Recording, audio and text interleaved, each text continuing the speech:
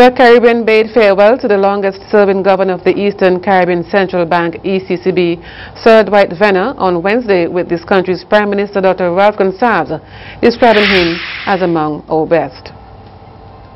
A Vincentian by birth, Sir Dwight served for a number of years as St. Lucia's Director of Finance and Planning, and before that as a lecturer in economics at the Jamaica-based Mona campus of the University of the West Indies. His award of Knight Commander for service to the financial sector was recommended by the government of St. Vincent and the Grenadines. He also received the St. Lucia Cross for distinguished and outstanding service of national importance to St. Lucia.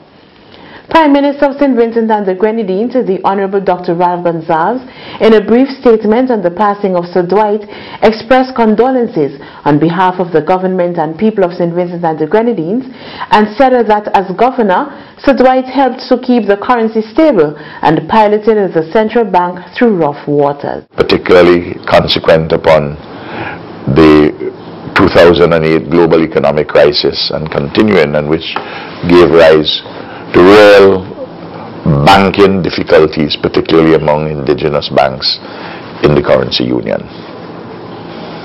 And he helped create many important institutions to strengthen and buttress the financial system and to resolve the challenges which arose in the banking and financial system in recent years.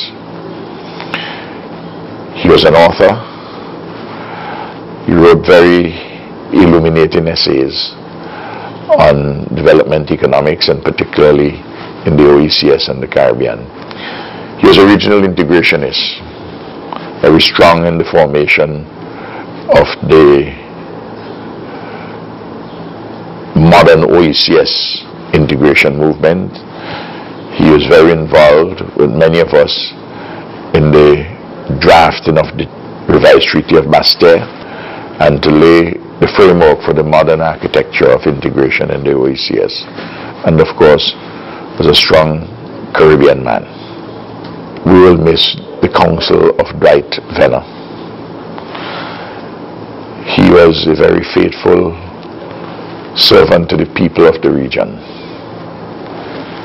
May he rest in peace, and may light perpetual shine upon him. On behalf of the government and people of St. Vincent and the Grenadines, on my own behalf, and that of my family, I express profound condolences to his widow, children, his immediate family, and there are several here in St. Vincent and the Grenadines. Sir Dwight Venner died in St. Lucia on December 22nd after efforts to fly him out to the French island of Martinique for medical treatment failed, and was buried Wednesday, January 4th in St. Lucia. He was 70 years old. Prime Minister Gonsalves said that the Vincentian-born Sir Dwight, who was a Caribbean man to the core, was a superior pragmatist who compromised without being compromising. He told the congregation at the minor basilica of the Immaculate Conception in St. Lucia's capital, Castries, that Sir Dwight, who left him on his wife and 7 children, will be remembered in our pages of history reserved for our titans. Gonsalves, who taught at the University of the West Indies with Sir Dwight, said he was a majestic Caribbean Viking who always implored that we, quote, are not better than them, but no one better than us, unquote. The Ministry of Agriculture recently launched the distribution of the soil ameliorants and the at the Lacwa Pelletization Center in their quest to modernize the agricultural sector. Chief Agricultural Officer Mr. Ashley Kane said that the testing of soil ameliorants was not sustained. The results of the farmers' application of these soil ameliorants, we hope, would encourage farmers not only to use it now, but to ensure and to make the demands at whatever level, Minister, it has to be made, for these soil ameliorants to be an integral part, an important part of what is available for the production of agriculture. So we have blue dietine to protect the banana bunch. What do we need to do to protect the capacity of our soil and the knowledge of our farmers to ensure that 10, 15, 20, 30, 40 years down the road, agriculture remains a viable and a good source of livelihood for our people in St. Vincent and the Grenadines. It is said that what gets measured gets done, and particularly for the extension staff, we would want to track how these fields which have been fertilized, how they perform compared to other fields that may not have had the same treatment, and learn from it in ways that would allow us to have a stronger agricultural industry in St. Vincent and the Grenadines. Minister of Agriculture, Honorable Saboto Caesar, shared the development plans for 2017.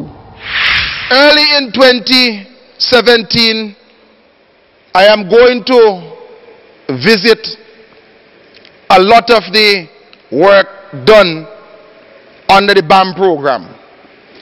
We are going to visit all the sheds which have been completed.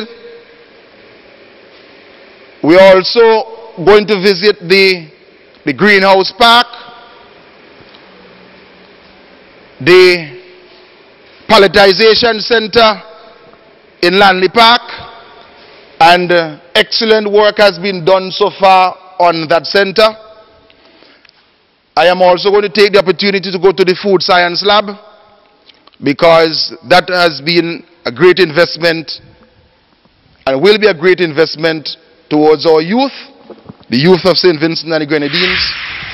Head of the Banana Service Unit, Mr. Kamara Brown, used the time to outline the schedule for output. Districts 3 and 4, District 3, which is Greg's, Lauders, Lowman's area, you would contact your Extension Officer, Mr. Royalty Shearer, in advance. District 4, Spring, Dalo, New Prospect, Bible area. We'd also be doing the distribution on the 4th of January. On the 5th of January, we focus on District 5, which is Mongrenan, Sanssouci, Park Hill, Member, Smith Valley, Kemakobo area. And your Extension Officer is Mr. Oswald Bork. We go on to the next week for District 6, which would be distribution will be done on the 10th. This would be farmers from the Connery, Barra Mountain, Barra Valley, Ferguson, Cotton Valley area. This would be Tuesday the 10th of January. On the 11th, we target the South Rivers farmers, as well as farmers from District 8, Congo Valley, Jennings Valley, Grand Sable, Perseverance, Langley Park. On the 12th, we target the farmers from Orange Hill, Turuma District, as well as the farmers from the Leeward districts. So we'd kind of like to ask farmers if they could get in contact with your Extension Officer over the course of the next week, so that you could ascertain what sort of transportation you would need to come and collect your land. The Ministry of Agriculture, Forestry, Fisheries and Rural Transformation announced that as of January 1st, 2017, all sea turtles and their eggs are protected in the waters and beaches of St. Vincent and the Grenadines. The decision to impose a total ban on all sea turtle came in late 2016 in response to the increased global threat to sea turtles and their nests as vulnerable, endangered and critically endangered. The Ministry of Fisheries initiative to protect all sea turtles comes under the theme, No Extinction in My Generation. The Ministry of Fisheries will continue to work with and support fisherfolk to assist former turtle fishers as they move away from turtle harvesting. The Ministry, together with the National Parks, Rivers and Beaches Authority, will pursue a national sea turtle conservation program which entails turtle watching as a viable ecotourism opportunity in rural coastal communities. The windward communities of Connery, Byra, and Sandy Bay Big Sand have been identified for 2 turtle watch projects. In light of this, the Minister of Fisheries, Honorable Saboto Caesar, stated, "Today is a great day for conservation in St. Vincent and the Grenadines, as all our sea turtles are now protected." The Minister wishes to thank all stakeholders who partnered with the government to make this day of total protection for our turtles in St. Vincent and the Grenadines a reality. The Minister concluded that St. Vincent and the Grenadines is willing to support any effort regionally and internationally. The Caribbean Regional Fisheries Mechanism, CRFM, in partnership with the Inter-American Institute for Cooperation on Agriculture, IICA, has successfully completed a project capacity building on regulatory and industry stakeholders in agriculture and fisheries, health and food safety to meet SPS requirements of international trade. The project also delivered 2 weeks of training based on the manuals and covering food safety in the fishery sector and fishery project laboratory testings, which were delivered to 30 inspectors and laboratory analysis from the 15 CARICOM countries in the Caribbean Agricultural Health and Food Safety Agency. The training took place in St. Vincent and the Grenadines during a period of 28 November to 9 December 2016, conducted by 4 international experts in inspection, control, and testing in the fishery sector. The first indigenous insurance company, Metrocint General Insurance Company, has been serving St. Vincent and the Grenadines for 48 years. Built on the shoulders of Edgerton uncle Metro Richards, Metrocint has withstood all that would have been thrown in its path to success on its way to establishing itself as one of the most stable and growing business entities in St. Vincent and the Grenadines. Its growing clientele attest to this fact. On Friday, 30th December 2016, Metrocint decided to give back to its customers, calling Metrocint Appreciation Day. CEO of the group of companies, Desiree Richards, at the event said that the goal of Metrocint is to be a one-stop shop for Vincentians. We have expanded from a self-insured company to a company that is backed by A-rated Lloyd's of London backed reinsurers. Metrocint over the last 16 years has positioned itself to handle all of your general insurance needs. Yes, for those of you who may still not know, yes, we do property. And our portfolio has been growing steadily throughout the years thanks to the support of our loyal customers. Our goal is to serve you and to meet all your general insurance needs, and thereby we have sought to create the one-stop shop for your convenience. Ms. Richards said that the customers have been the bedrock of this institution.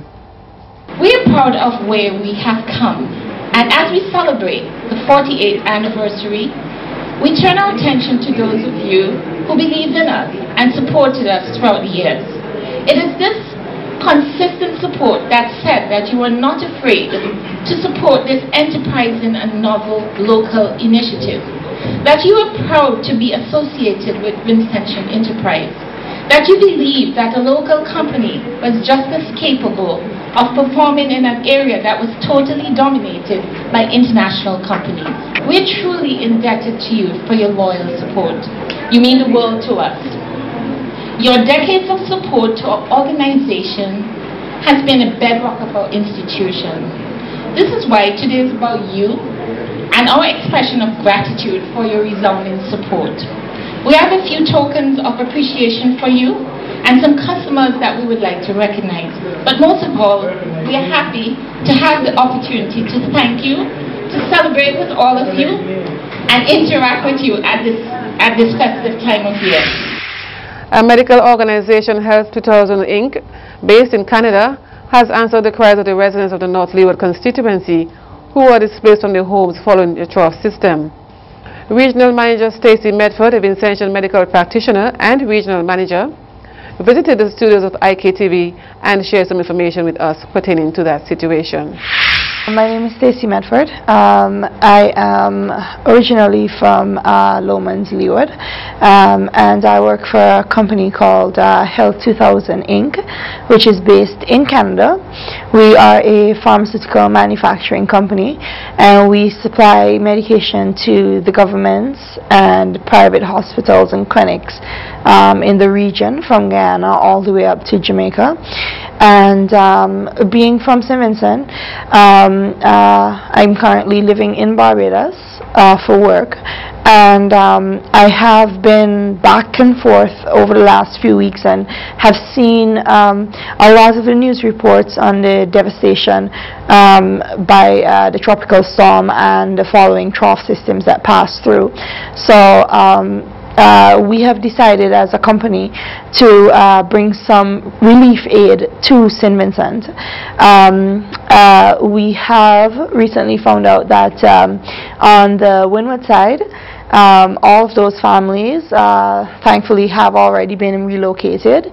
But on the Leeward side, in the Rosebank and Spring Village area, there's still quite a few families that are still in shelters and have not received much aid. So we will be supplying as much aid as we can. Mrs. Medford stated that one of the major objectives of her organization is to be able to assist the region as best as possible and to alleviate some of the medical issues suffered by individuals after disaster. And we have been supplying the region for upwards of just over 10 years. And we continue to acquire new markets, and we also give quite a bit of donations to the government.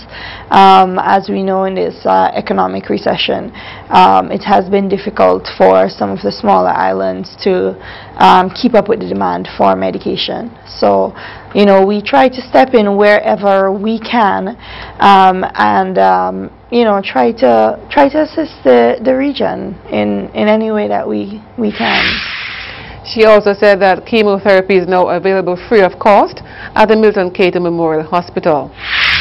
And I can tell you, one of the things we have done recently is to introduce affordable chemotherapy medication to the hospital here in St. Vincent.